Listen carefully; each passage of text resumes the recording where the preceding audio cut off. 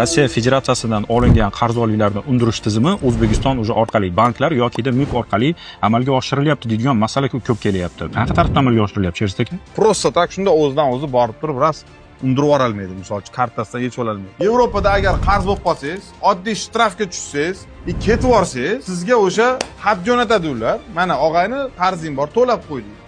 Agar to'lamasang deydi, biz senga viza bermaymiz qaytib.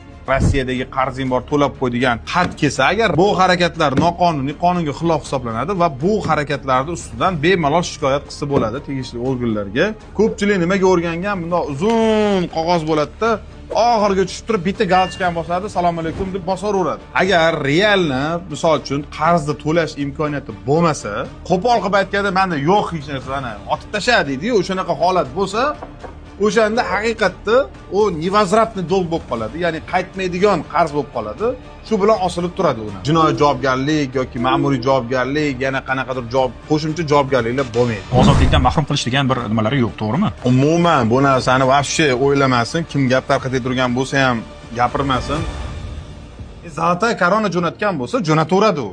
U любой, siz Ispaniyada bo'lsangiz ham o'sha yerga ham jo'nataveradi. Chunki o'zini ishini qilyapti. Olishidan oldin men qaytarmayman, короче, kidach qilaman Zalotaya korona deydigan fuqarolarimiz ham ko'p. O'sha fuqarolar mana bizni ko'rsa agar sizlarga murojaat, aqlinglar yetsa qarz olinglar.